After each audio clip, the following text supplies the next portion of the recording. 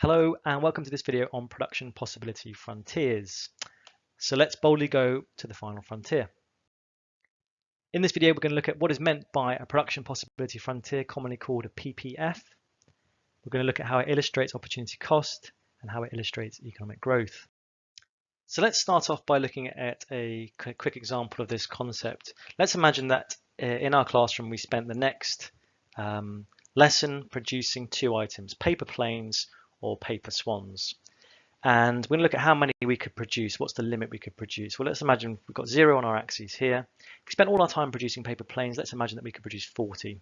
So we could potentially produce 40 paper planes and 0 paper swans.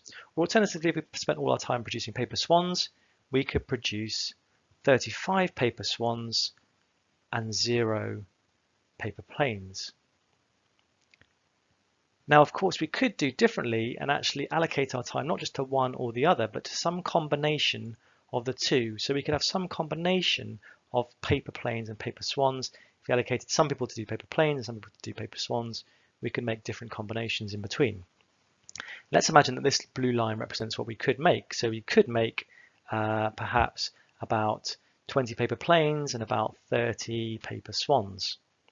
So this blue line here represents the limit or the frontier of what we could possibly produce in our class. What we'll note is that we can't produce 40 paper planes and 35 paper swans. That's outside of our limit up here. That wouldn't be achievable. But we could have produced a combination of planes and swans that's inside the limit. Down here, that is of course achievable. So we could, for example, produce 20 paper planes and 30 paper swans within our lesson, and that will be indicated by this point here on the limit of our production possibility frontier. So we can use this concept to look at economies and say how much can they produce and what affects how much they can produce.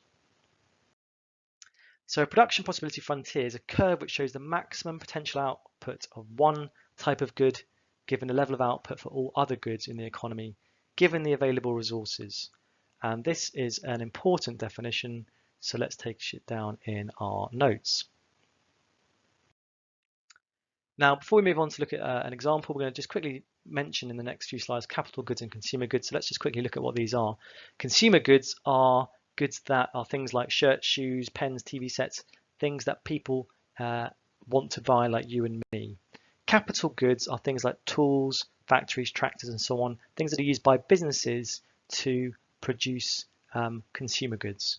And if you think about it, nearly everything that's produced within an economy falls into one of these two categories.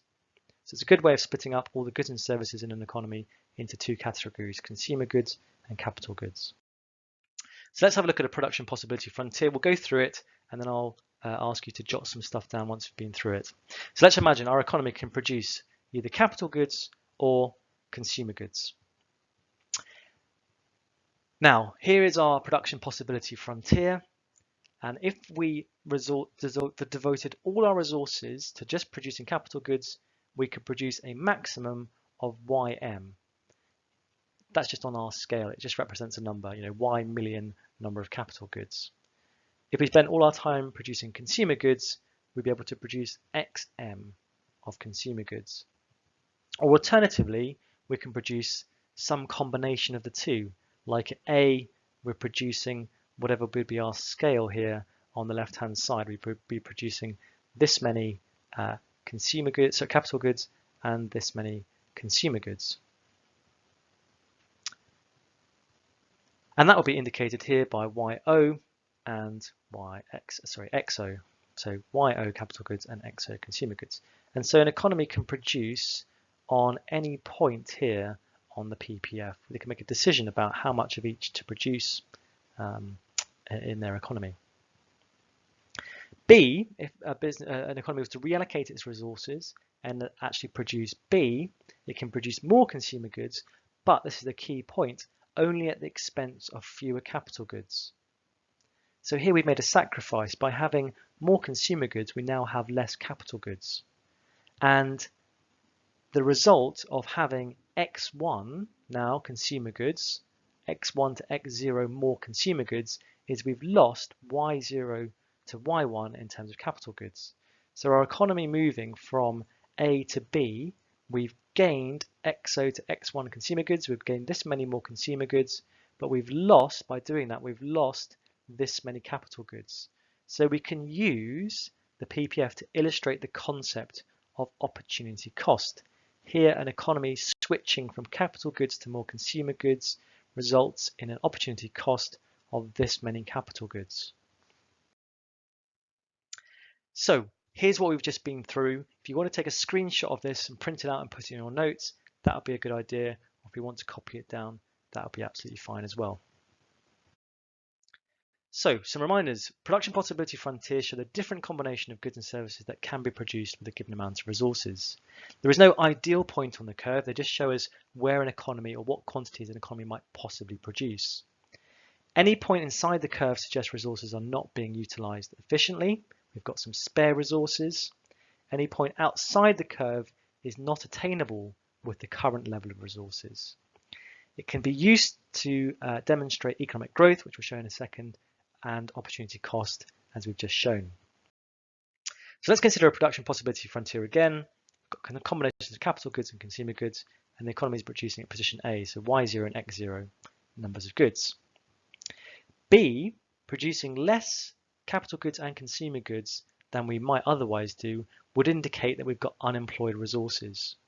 We're not using all the resources, we're not producing on the limit of what we can produce, we're producing inside it, we've got some spare resources going on.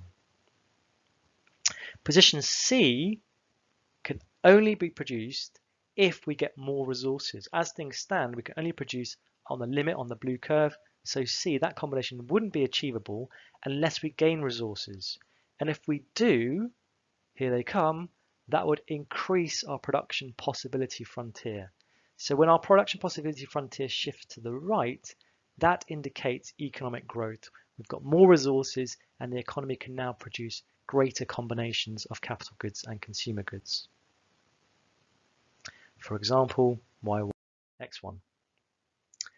So let's finish off some key terms for our PPF topic. I'm going to bring these up. Just want to make sure you're comfortable with these, maybe jot them down in your notes, and then once you've done that, we are there. So in this video, we've looked at what is meant by a production possibility frontier. We've seen how we can use it to illustrate opportunity cost and economic growth. Well done, it's all over.